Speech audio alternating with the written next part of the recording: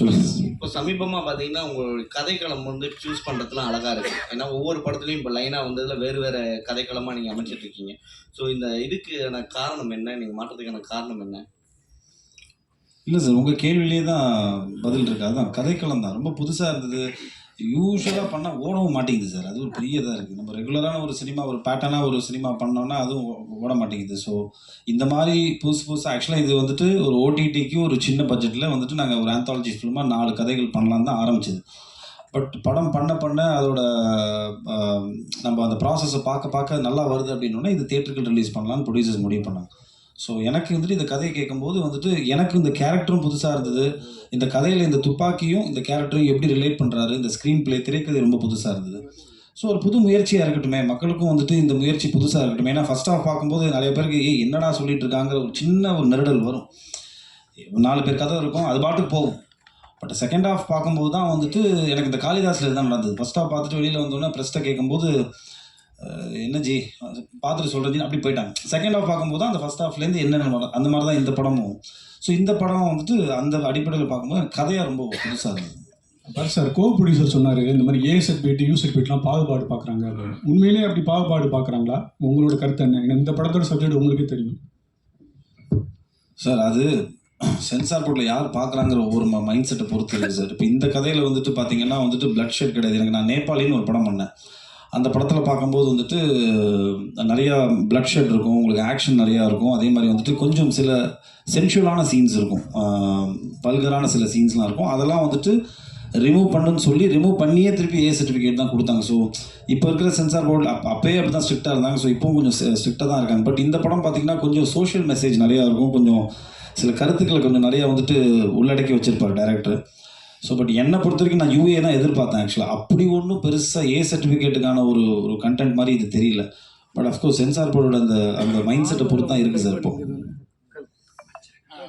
Director sir, அதாவது மாநகரம் படத்துக்கு பிறகு ஒரு நீட்ஃபுல்லான ஹைப்பர்லிங்க் படமாக இந்த படத்தை நாங்கள் பார்க்குறோம். ஆனந்த ஒரு தயாரிப்பாளராக கிடைச்சதுன்னு எங்களுக்கு ஃபஸ்ட்டு சந்தோஷமாக இருக்குது சார். ஃபஸ்ட்டு ரிவ்யூ நீங்கள் தான் இப்போ கொடுத்துருக்கீங்க. ஏன்னா எங்கள் படத்தை நாங்களே உட்காந்து முன்மொழிஞ்சிட்டு இருக்கோம் மேடையில். நான் தான் சொன்னேன் நிறுத்துங்க, அவங்க பார்த்துட்டு கேட்கட்டும், கேள்வி கேட்டால் தான் ஏதோ ஒன்று சொல்லுவாங்கன்னு. ரொம்ப சந்தோஷம் சார். எங்ககிட்ட இருந்து ஒரு நல்ல தயாரிப்பாளர் வந்திருக்கிறதுல எங்களுக்கு ரொம்ப சந்தோஷம். அப்புறம் டைரக்டர்கிட்ட ஒரு கேள்வி, இந்த படத்தில் வந்து ஒரு துப்பாக்கி பல கதைகளில் ட்ராவல் ஆகுது. எல்லா கதைகளுக்குமான தீர்வையுமே அந்த துப்பாக்கி தான் தருது. இது வந்து வன்முறையை முன்வைக்கிறது மாதிரி ஆகாதான்? நிச்சயமாக நீ கேள்வியில் நியாயம் இருக்குது. அதுக்கு தான் நான் செகண்ட் பார்ட்டுக்கு ஒரு லீடு வச்சுருக்கேன். ஸோ அந்த செகண்ட் பார்ட்டில் வந்து கண்டிப்பாக அதை வந்து நீங்கள் துப்பாக்கி தீர்வாக இருக்காது அப்படிங்கிறத நம்புகிற மாதிரி கதை பண்ணுவேன் கண்டிப்பாக. பரத் சார்,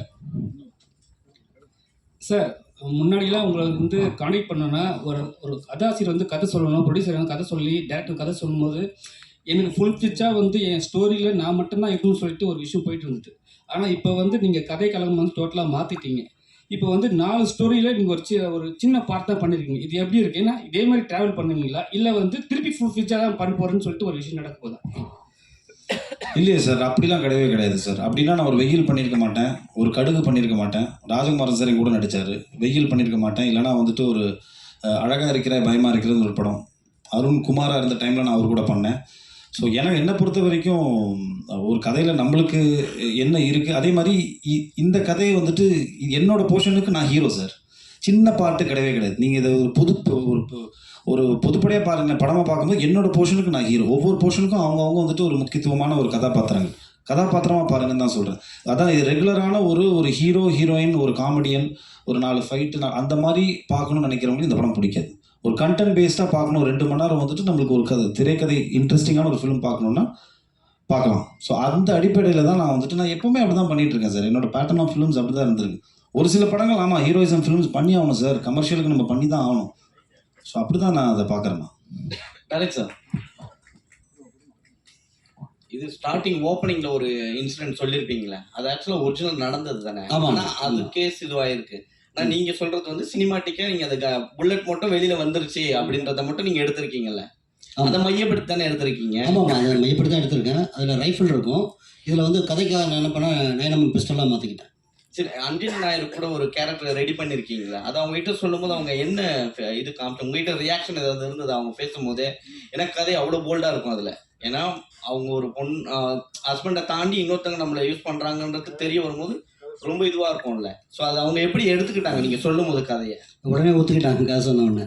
இதுக்கு முன்னாடி ஒரு 2-3 ஆர்டிஸ்ட் சொன்னேன், அவங்க வந்து கொஞ்சம் பயந்துட்டாங்க. இது வேறு மாதிரி எதாவது வந்துருமோ அப்படின்னு பயந்துட்டாங்க. அப்புறம் அஞ்சலிக்கிட்ட சொல்லும்போது பார்த்தீங்கன்னா நான் வந்து வாட்ஸ்அப்பில் தான் சொன்னேன், வீடியோ காலில் தான் சொன்னேன். கதை கேட்டோன்னா அந்த கிளைமேக்ஸ் கேட்டோன்னா ஒத்துக்கிட்டாங்க, நான் பண்ணுறேன்னு சொன்னாங்க. அஞ்சலி மேடம், நீங்கள் நெடுநல் வார்டு வந்து அவ்வளோ ஹோம்லியாக நடிச்சிங்க. இது வந்து கதை சொல்ல வேண்டாம், அதிகமாக வன்முறை எடுத்தது நீங்கள் தான்.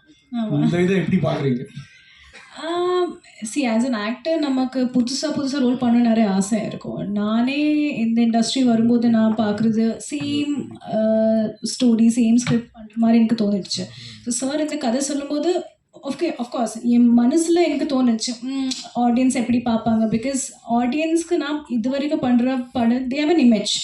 அது பாசிட்டிவாக எடுத்துக்கலாம், நெகட்டிவாக எடுத்துக்கலாம். பட் நான் ஆஸ் அன் ஆக்டர் எனக்கு அந்த ஸ்டோரி கன்வின்சிங்காக தோணிடுச்சு. அதுவும் தாண்டி டிரெக்டர் கிட்டே I had trust like he will take it properly. So and I think actually நீங்கள் தான் என்கிட்ட சொல்லணும் உங்களுக்கு எப்படி பிடிச்சிருக்கா? தேங்க்யூ. டேரக்டர் சார், படத்தில் வந்து ஒரு பார்ட் வந்து ஜாதி சம்மந்தமாக ஒரு விஷயம் வச்சுருக்கீங்க. எப்பவுமே வந்து ஜாதியை பற்றி பேசினாவே நான் என்னென்னா ஒரு லெவலில் வந்து கொஞ்சம் ஏற்றி சொல்லுவாங்க. ஆனால் நீங்கள் சட்டெல்லாம் சொல்லியிருக்கீங்க. ஆனால் வந்து அந்த ஜாதி பெருமையை காட்டுறதுக்காக ஒருத்தர் சொல்கிற போது இந்த இடத்துல அந்த சோஷியல் இஷ்யூஸ் இங்கே நிறைய இருக்குது. சரிங்களா? அது ஏதாவது உங்களை வந்து பாதிக்குமா? இல்லை புரியல, உங்கள் கேள்வி எனக்கு புரியல, சாரி. இல்லை என்னென்னா இப்போ வந்து ஜாதி பெருமை பேசுகிறவங்க தான் வந்து கீழ்மட்ட ஜாதியை வந்து கொள்றாங்கன்னு சொல்லிட்டு ஒரு விஷயம் வச்சுருக்கீங்க. ஸோ அது வந்து இந்த கொள்றதுனால இப்போ இருக்கிற சிச்சுவேஷனுக்கு, ஏன்னா இப்போ இருக்கிற வந்து ஜாதி நீங்கள் கூட பார்த்துருப்பீங்க மலம் கலந்த விஷயம்லாம் நடந்திருக்கு. ஸோ இந்த விஷயம் வந்து இந்த படத்துக்கு பாதிக்குமா? கண்டிப்பாக பாதிக்காதுங்க, நான் அப்படி ஒன்றும் சொல்லி அதில் இல்லை. என்னன்னா ஜாதி பெருமையை பேசுகிறவங்க தான் வந்து ஜாதி கீழே இருக்கிறவங்க வந்து கொள்றாங்க. சரிங்களா? ஏன்னா அவங்க எதிர்க்க முடியாத லெவலில் வந்து கீழ் ஜாதி ஆளுங்க இருக்காங்களா? இல்லை அப்படிலாம் இங்கே யாருமே இல்லை. இப்போ இந்த கதைக்கு அது தேவைப்பட்டுச்சு அப்படின்றதுனால தான் அதை வச்சேனே தவிர அப்படி யாரும் இல்லை. இங்கே ஓரளவுக்கு எல்லாமே படிக்க ஆரம்பிச்சிட்டாங்க. எல்லாமே ஓரளவுக்கு சென்னையை பொறுத்த வரைக்கும் அந்த பாகுபாடு கொஞ்சம் ஓரளவுக்கு கம்மியாக தான் இருக்குது. சென்னையில் நான் சென்னையில் பிறந்து வளர்ந்தேன், அதனால் அப்படின்னு நினைக்கிறேன். சார், இந்த கதைகளே வந்து அபிராமியோட கதை தான் எனக்கு ரொம்ப பிடிச்சிருந்தது. காரணம் என்னென்னா துப்புரவு தொழிலாளர்னால அவ்வளோ போதிய அறிவு இல்லாதவங்க, படிப்பு இல்லாதவங்க அப்படியான ஒரு சித்திரம் இருக்கும்போது ஒரு பையனை கூட திருநங்கையாக மனப்பூர்வமாக ஏற்றுக்கிற ஒரு தாயா ஒரு புதிய விஷயமா சொல்லியிருந்தீங்க. அது மட்டும் இல்லாமல் திருநங்கைக்கும் அவருடைய உடம்பு வந்து சுத்தமாக இருக்கணும்னு விரும்புகிறாங்க. குறிப்பாக சொன்னால் அவங்களுக்குமே கர்ப்பம் இருக்குது அப்படிங்கிற ரீதியில் ரொம்ப புதிய விஷயம் சொல்லியிருக்கீங்க. இந்த நபர்களை நீங்கள் யாராவது சந்திச்சிருக்கீங்களா, இல்லை முழுக்க இது உங்களுடைய கற்பனையா? இல்லை, கற்பனையாக இருக்குது. நம்ம படிக்கிறோம் இல்லைங்களா? ஸோ இதை சார்ந்த சில புத்தகங்கள் படிக்கும்போது அதன் வர தாக்கம் தான் எனக்கு. சார் நிறைய இந்த திருநங்கைகள் நம்ம பார்க்கும்போது பார்த்திங்கன்னா ரோட்டில் பிச்சை எடுக்கிற மாதிரியும் பாலியல் தொழில் பண்ணுற மாதிரியும் பார்த்துட்டே இருக்கும். ஸோ அவங்க வந்து அவங்களுக்கு இதை விட நிறைய படிக்கிறவங்க இருக்காங்க, ரைட்டர்ஸாக நிறைய பேர் இருக்காங்க. ஸோ அவங்களாம் நான் நிறைய மீட் பண்ணியிருக்கேன், அவங்களாம் பேசியிருக்கேன், பழகியிருக்கேன். ஸோ அந்த தாட் நமக்குள்ளே இருந்துகிட்டே இருக்கும். ஸோ வேறு மாதிரி எதாவது காட்டலாமே அப்படின்றதுக்காக தான் அவங்க வந்து எப்படி மாறுறாங்க அந்த இதுக்கு அந்த பக்கமே நான் போனேன். ஆடியோ லான்ச்சில் வரல, இங்கேயும் வரல, ஏன் என்ன காரணம்? திருநங்கையா நினச்சாங்கல்ல? இல்லை, நாங்கள் இன்வைட் பண்ணியிருக்கோம். அந்த லாஸ்ட் டைமாக இன்வைட் பண்ணோம், இப்போ இன்வைட் பண்ணோம். கொஞ்சம் பிஸியாக இருக்காங்க. அவங்க வந்து மிஸ் யூனிவர்ஸ் வந்து செகண்ட் ப்ளேஸ் வின் பண்ணியிருக்காங்க. ஸோ அதனால் வந்து நிறைய அவங்களுக்கு வந்து ஆட் ஃபிலிம்ஸும் நிறைய வருதுன்னு நினைக்கிறேன். அதனால் அவங்க மாடலாக இருக்காங்க. அவங்க சார் 4 கதைகளையும் ஒன்றோட ஒன்று இணைச்சிருக்கீங்க. அதே சமயத்தில் ஒவ்வொரு கதைக்கும் ஒரு முடிவு வச்சுருக்கீங்க. இந்த கதை வந்து கரெக்டாக சுவாரஸ்யமாக இருக்குமா அப்படின்னு எந்த நொடியில் நீங்கள் நினச்சிங்க? சார், ஒவ்வொரு கதையும் வந்து பண்ணும்போது பார்த்தீங்கன்னா சுவாரஸ்யமாக முதல்ல எனக்கு இருக்கணும். அந்த முடிவு நம்ம ஒரு கதை பண்ணும்போது இது சுவாரஸ்யமாக எனக்கு இருந்தால் தான் நான் அந்த கதையை வந்து மற்றவங்களுக்கு சொல்லவே ஆரம்பிப்பேன். நான் எழுத மாட்டேன். முதல்ல வந்து எனக்குள்ளே ஒரு மைண்டுக்குள்ளே ஒரு கதையை வந்து வடிவமைச்சிடுவேன். அப்புறம் கேரக்டரை வடிவமைச்சிடுவேன். அதுக்கப்புறம் தான் வந்து மற்றவங்ககிட்ட ஷேர் பண்ணுவேன். அப்போ அது சுவாரஸ்யம் வந்த அப்புறம் தான் நான் அவங்ககிட்ட ஷேரே பண்ணுவேன். சார், 4 ப்ரொடியூசரில் ஒரு ப்ரொடியூசர் சொன்னார், இங்கே 4 ப்ரொடியூசர் ஒரு ப்ரொடியூசர் சொன்னார். என்ன சொன்னார்னா ஸ்டேஜில், இந்த படத்தில் வந்து எனக்கு வந்து புரியவே இல்லை ஏன் ஏசிடி கொடுத்தாங்கன்ட்டு. நீங்கள் கதை சொல்லும் போது கண்டிப்பாக இந்த கண்டென்ட்லாம் சொல்லியிருப்பீங்க. அவர் ஏற்கனவே 7G எடுத்த டேரக்டர் அண்ட் ப்ரொடியூசரு, சரிங்களா? அவருக்கே புரியலன்னா மற்றவங்களுக்கு எப்படி புரியும்? ஒரு நிமிஷம். ஐயா, நாங்கள் ஒரு கேள்வி கேட்குறோம். 4 பேர்கிட்ட தான் பைக்கு இருக்கு. இல்லை புரியலன்னு சொல்ல, இது அந்த அளவுக்கு வன்முறையான கதையும் இல்லை. அந்த அளவுக்கு நம்ம பிளட் ஸ்குவாஷோ இப்போ ரீசெண்டாக ஒரு படம் பார்த்து ட்ரில் இந்த பக்கம் போட்டு இப்படி வருது பார்த்தா இதுனா சொல்லி அது யூஇயர் நம்ம இதுவாக சொல்லலை. அப்போ நம்ம ரொம்ப எக்ஸ்பெக்ட் பண்ணோம். இதில் வந்து நீங்கள் இப்போ ஆல்மோஸ்ட் டெலிவரி சீன்ஸ் நம்ம நெக்ஸ்ட் பண்ணுறோம். ஒரு 25 மினிட்ஸ் நம்ம கட் பண்ணிடுவோம். ஃபுட்டேஜ் கட் பண்ணிவிட்டு மறுபடியும் போய் நம்ம அதே சர்டிஃபிகேட் தான். அப்போ நம்ம கட் பண்ணாமல் இருக்கலாம் இல்லையா? அதுவும் வந்து தப்பான இதில் ஆர்கியூமெண்ட்ஸ் தான், டிஸ்கஷன்ஸ் தான், அதெல்லாம் கட் பண்ணிட்டு சொல்லிட்டாங்க. இது நெக்ஸ்ட் இதில் இன்னும் நம்ம அதில் என்னென்ன சேஞ்சஸ் பண்ணியிருக்கோம்னு சொல்லிட்டு நாங்கள் நெக்ஸ்ட் இதில் சொல்கிறோம். அது டேரக்டர் சொன்னதான் நல்லா இருக்கணும். இதில் சார் 20 நிமிஷம் வந்து இந்த படத்தோட ஃபுட்டேஜை வந்து எடிட் பண்ண வச்சுருக்காங்க. அதாவது பிளட்டுனால ஏதோ ஒரு காரணத்தினால பண்ணியிருக்காங்கன்னு சொல்கிறீங்க. அப்போ சின்ன படங்களை வந்து சென்சார் வந்து வஞ்சிக்குதா சார்? இது என்னதான் கேட்டீங்களா? எனக்கு தானே? Okay sir. இது வந்து எனக்கு முதல் படம்ன்றதுனால எனக்கு அது தெரியல. நான் இப்போ அங்கே போனேன், உனக்கு யூஏ வேணுமா ஏ வேணுமான்னு கேட்டாங்க. ஸோ யூஏனா இவ்வளோ கட்டு இருக்குது, ஏன்னா இவ்வளோ கட்டு இருக்குனாங்க. யூஏல பார்த்தீங்கன்னா கண்டென்ட்டே வந்து அவங்க வந்து தூக்க சொல்கிறாங்க. ஒரு கண்டென்ட்டே இப்போ அஞ்சலினோட போர்ஷன் பார்த்துருப்பீங்க, அதில் முக்கியமான போர்ஷன்லாம் வந்து கட் பண்ண சொல்கிறாங்க. ஸோ அப்படின்னா வந்து படம் பார்க்குற சுவாரஸ்யமே இருக்காது. ஸோ அதனால் வந்து ஏ கொடுத்தாலும் பரவாயில்ல, கண்டென்ட் தான் எனக்கு வேணும்னு சொல்லிட்டு நான் வாங்கியிருக்கோம். நான் ப்ரொடியூசர்கிட்ட டிஸ்கஸ் பண்ணேன். அவர் என்ன சொன்னார், ஸ்ட்ராங்காக சொன்னார், நீங்கள் வாங்க பரவாயில்ல பார்த்துக்கலாம் அப்படின்னு சொல்லிட்டார். சார் அதே இன்னொரு கேள்வி சார். இப்போ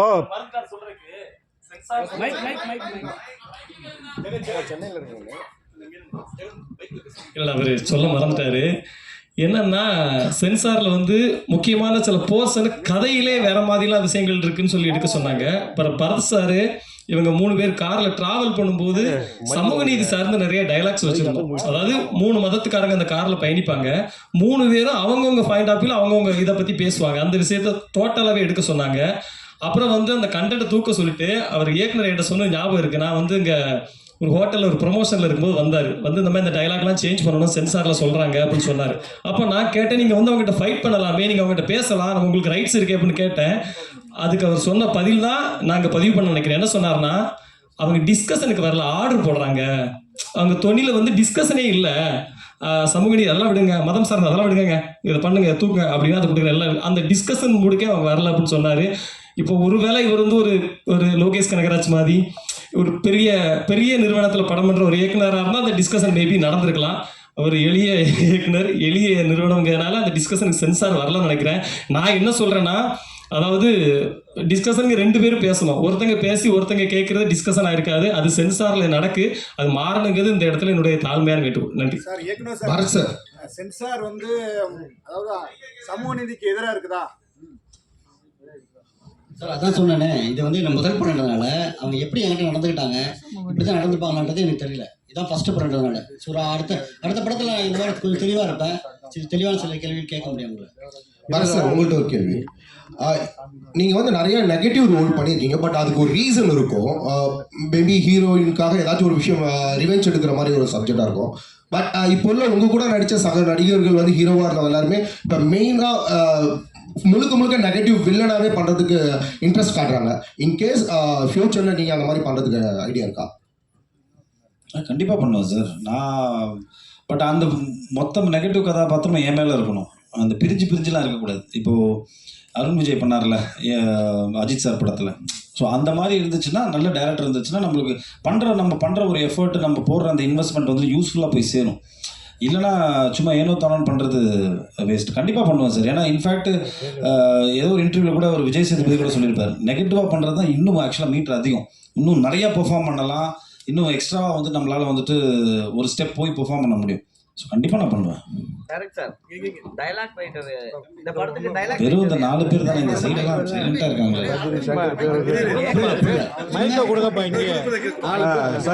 டயலாக் ரைட்டர் வந்து ஜெகன் கவிராஜ். இல்லை இப்போ வந்து பார்த்தீங்கன்னா தமிழ் இண்டஸ்ட்ரியில் மூவிலாம் சரியில்லை அப்படின்னு மற்ற இண்டஸ்ட்ரி சொல்லிட்டு இருந்தாங்க. இப்போ ஒரு 2 வீக்ஸாக பார்த்தீங்கன்னா சின்ன படங்கள் வந்து டைலாக்கும் சரி படமும் சரி எல்லாருமே உட்கார வச்சு ஒரு கதைக்களமாக காட்டிட்டு இருக்கீங்க. அதில் முக்கியமாக அபிராமி தான் அவர் சொன்ன மாதிரி. அதில் அவங்க அந்த துப்பாக்கி எடுக்கிற லாஸ்ட் சீனில் ஒரு டைலாக் சொல்லியிருப்பாங்க. அது கரெக்டாக அந்த இடம் பொறிந்து இருந்தது. அதை எப்படி சூஸ் பண்ணீங்கன்னு தெரியல. இல்லை அது வந்து நாங்கள் டிஸ்கஸ் பண்ணோம் முதல்ல. டிஸ்கஸ் பண்ணிட்டு இது அதிகமாக வந்து நான் இவர்கிட்ட ஜெகன் கிட்ட தான் நிறைய டிஸ்கஸ் பண்ணுவேன். ஸோ அப்போது வந்து பிளான் பண்ணாமல் இப்படி பண்ணலாமான்னு கேட்டேன். ஸோ உடனே அதுக்கேற்ற மாதிரி ஒரு டைலாக் அவர் தான் சொன்னார் அந்த இடத்துல. ஸோ அது பொருத்தமாக இருந்துச்சு கதைக்கு.